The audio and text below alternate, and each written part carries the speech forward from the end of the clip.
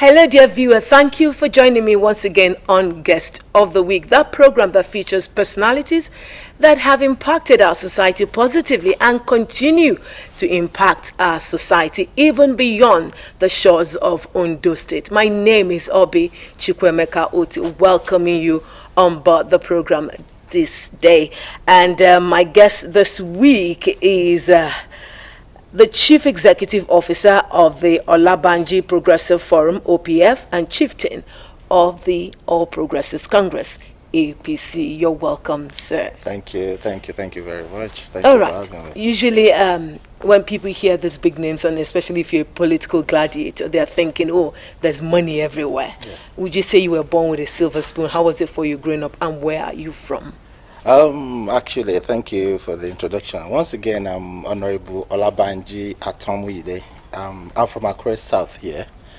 I wasn't born from Accra. I was born at Ikaria Akoko, Okay. in Akoko area. So, because my dad travels a lot, he works with the local government, so they transfer him everywhere. And then the Kitty State was still in Ondo State. So I wasn't born with a silver spoon. We were all struggling. Growing up it's not that easy. So, but we thank God for where we are today. Okay, what was it like educationally and growing up for you? Yeah, like I said, that was. What values would you say were inculcated in you to shape the person that you have become today? Okay, like I said, I was born at Ikara Koko, and I went to primary school there. There was a school, St. Thomas's Primary School. So I finished from there, and my dad was being transferred back to Akure. So I had to come back to Akure to start my secondary school level at Sese Grammar School in Ondore there in Akure. What really brought me to Limelight was that I left Nigeria to United Kingdom. Okay. So that's In search of greener pastures? Actually, not really. Okay. My dad actually sent me there to go and study. I went Okay. there to study. And then you decided to still return?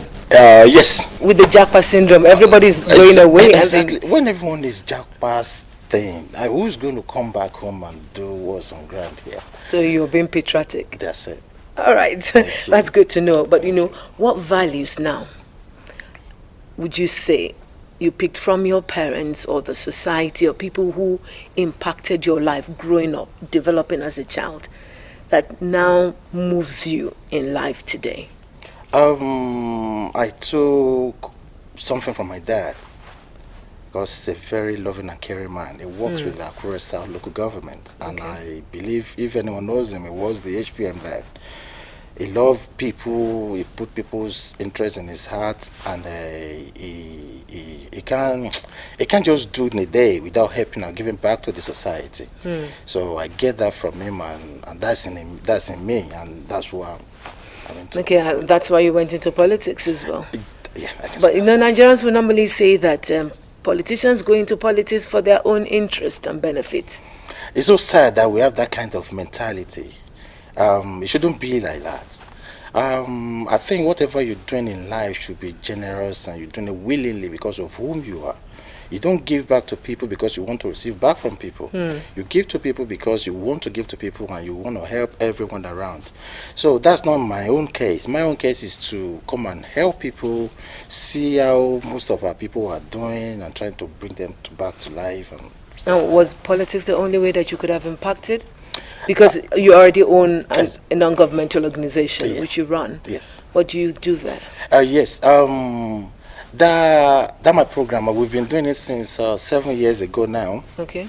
We bring people together. We give them food. I was the second or the first person to have a medical palliative as well. Bring people, give some people with different diseases, different health problem, people with heart problem, kidney problem, and all that. We give them medications. We check their blood pressure. We look into their eyes. We give them what they need to take. I employ some doctors, some nurses, some healthcare professionals to come around and help. So we've been doing this for a very long time. And I remember during the time of our governor, His Excellency, Governor Loki Orimiso, when he wanted to campaign for his primary, then we were there to support him as well. After the primary, we were there to support him as well. So we thank God that everything is fine. Okay, I would ask you a very corny question right now. Which came first, politics or philanthropist? Philanthropist. Are you sure? Because Yes. a lot of people will say, okay, if you're doing all of these nice things, it's because he has some intention somewhere around the line, so that when he returns to the people can also give back to him. No, I started doing the NGO. I've not even thought of going into politics. Okay. But though my friends has been coming to me that you've got a good heart, you've got what it takes to to do this or to do that. So I was like, okay, I will put that into consideration maybe later. But our NGO has been there everywhere, not just in Akure, in diaspora as well. Anyone from Ondo State or from Nigeria, any Nigerian citizen or African citizen as well, I do help them because where I work with our national health service in the UK. Okay. So you still do that now? Yes. Okay. Yes. So whosoever that come from Africa, or especially Nigeria, or most especially Ondo State, definitely they will be good in my hand. Oh, that's good to know. Okay, Yes. so if they find themselves out of the shores in the UK, they can always reach out to Definitely. you. That's what you're saying. Definitely. All right, so you studied in the UK. Yes. Are you working in line with whatever you study? What did you study? Actually, I studied mass communication. Ah, you did? Yes. Interesting. Did you ever practice? No. Why? No. You know, UK system is kind of different, kind of. Okay. I have a lot of certificate. I went to college there. Okay. I went to 2 universities there as well. So I read healthcare professional as well. From one That's of the money-making venture.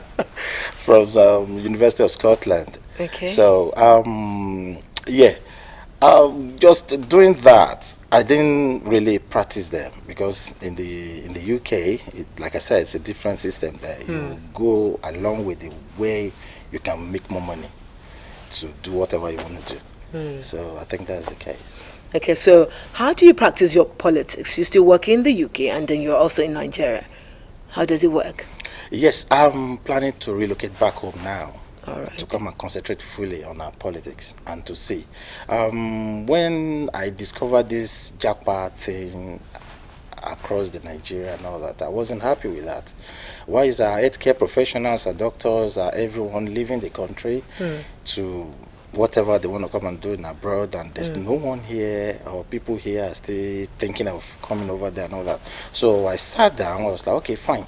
I know about this land already, and how can I give back to these people when everyone is running around and all that? So let me just come back and do what I have to do. So thank God I came back. I spoke to His Excellency, our governor.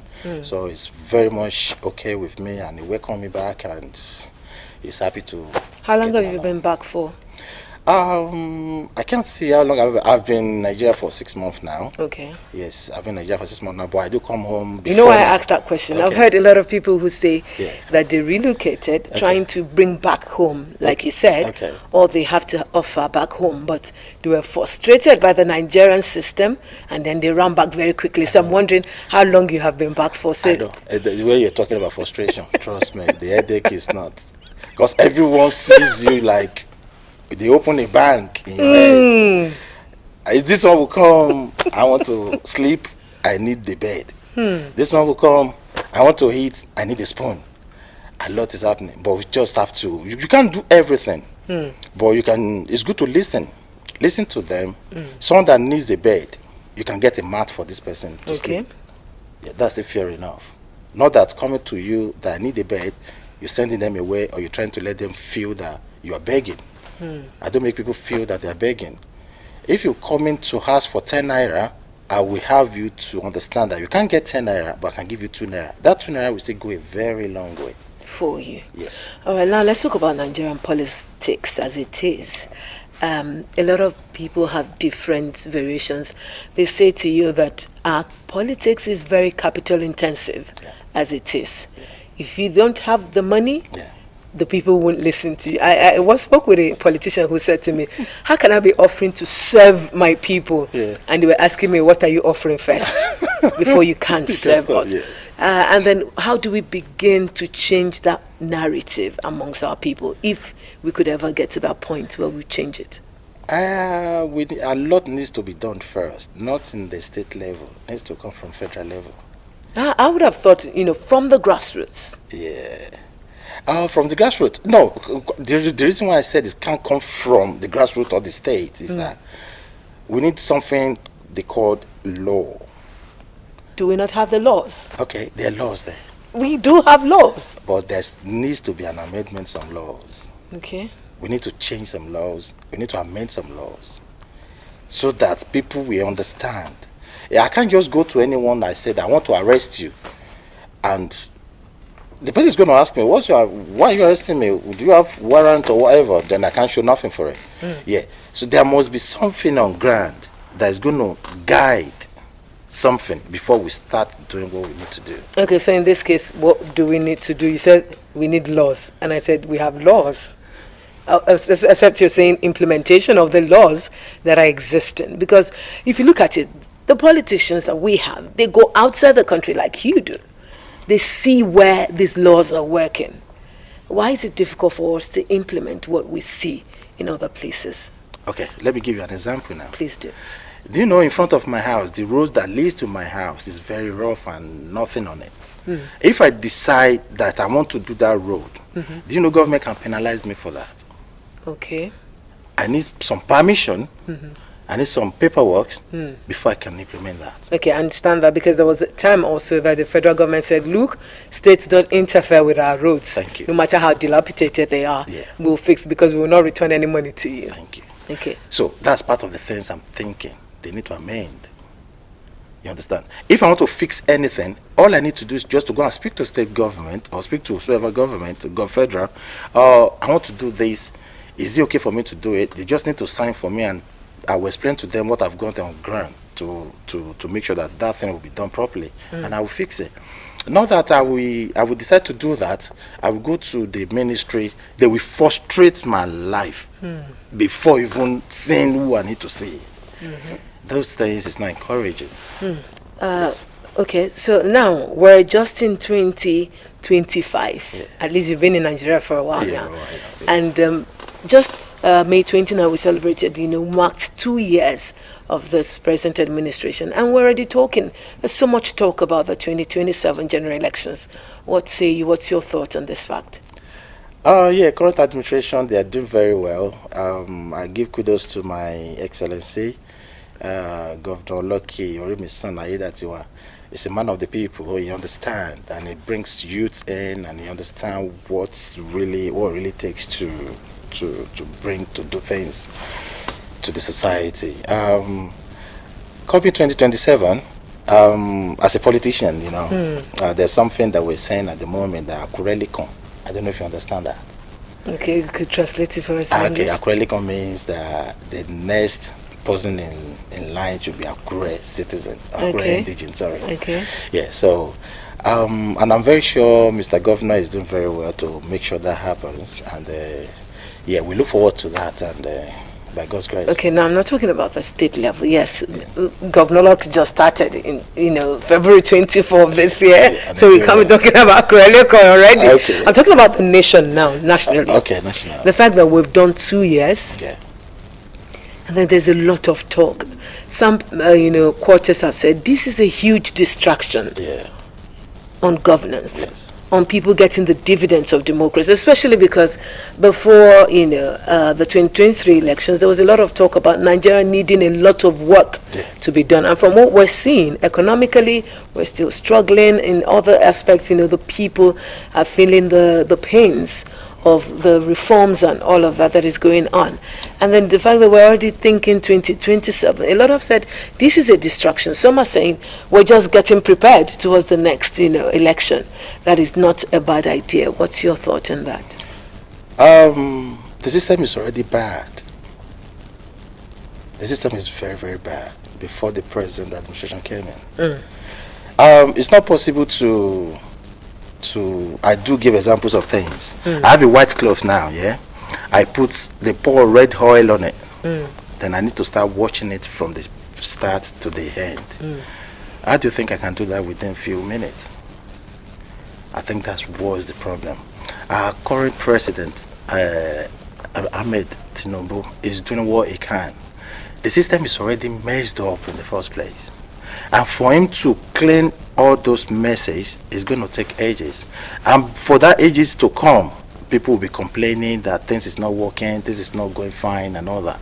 I think Nigerians should just relax a bit.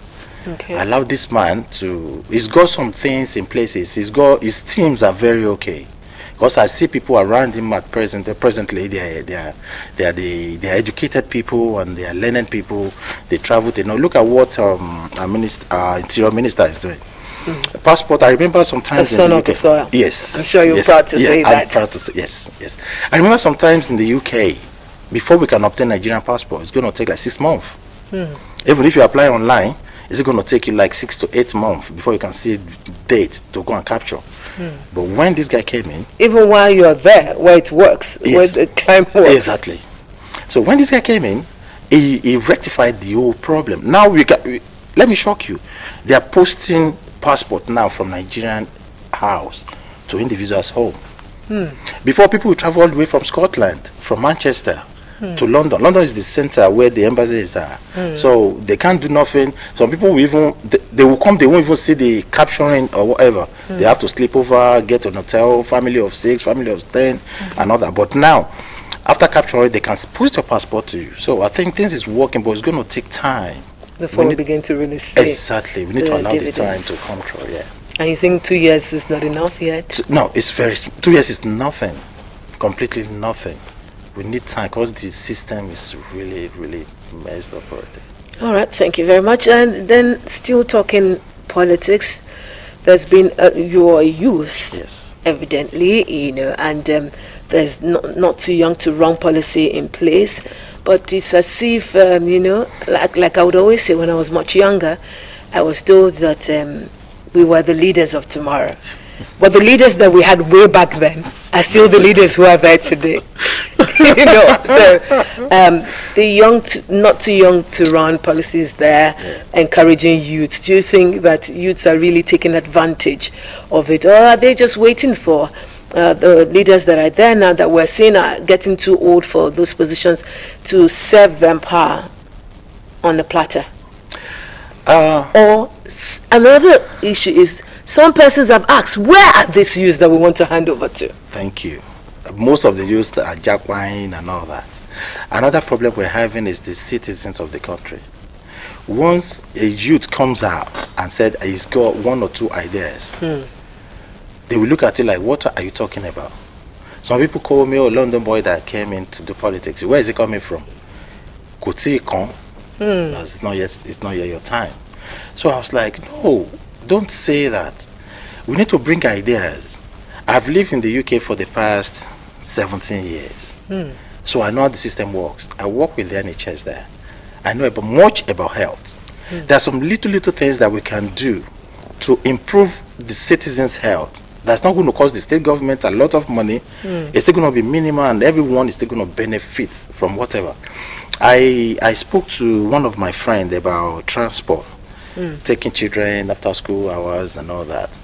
The technologies nowadays has gone far beyond what we're thinking now. There are so many things we can do. I can be in the UK, be in the US or wherever. I can still be monitoring what's happening here inside Osrc. Yes. So now I made the suggestion of if you get more buses for our children, then we build 3 or 4 petrol stations for the buses to be filling up. Okay. Then look at what it's going to bring to the citizen in terms of employment. More buses is going to employ more drivers. We employ people that will be looking after those children inside the buses. You see the filling station, there's a machine, not all this filling pumping machine that you need to bring a nozzle out and put in the car by yourself, start paying. We can program a bank like card. It's going to look like a bank card.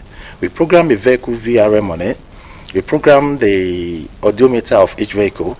So each time the driver goes to any filling station that we built specifically for that buses stuff, not for general. It's just for the school buses, service the buses. So now they use the card they insert the card on the machine. The card will read their plate number to them. They can't use other vehicles on that. We program one card on that vehicle. So now that vehicle is going to employ more drivers. That vehicle is going to employ more people looking after the children in the car, the people programming the car, this employment. People installing those machines, employment. The bricklayers is employment. We put someone in the office monitoring those things. The dispensers of the fuel or gas, wherever it is. It's employment for them as well. Exactly. The mechanics servicing those vehicles. These are the things we need to bring in. It's more far beyond giving. Like some people come to me like, oh, honorable, I want this, I want that, and I give them this 10,000 or whatever. They're more than okay. So and tomorrow they'll come back again. And they come back again. Hand in cap. And cap in hand. And things like that. We don't need all that again. Okay, so you've got ideas, but the way our politics is, do you think the youths would ever be given that opportunity? Yes. Although the present administration, you must give it to President Tinubu, he has given so many youths opportunities, exactly. To showcase their ideas and bring on board what they've got to offer as well. Yes. All right, you're also a businessman. Yes. Let's talk about the ease of doing business in Nigeria. One time I was speaking to an Ondo State indigenous as well in an interview who resides in the UK as well. And he said before he would consider coming home to invest in Nigeria's economy, he would think twice. Because he says to me, 10 million naira investment today, perhaps in the next 6 months, your money has gone to 4 million naira. With, the naira floating here and there and all that is going on.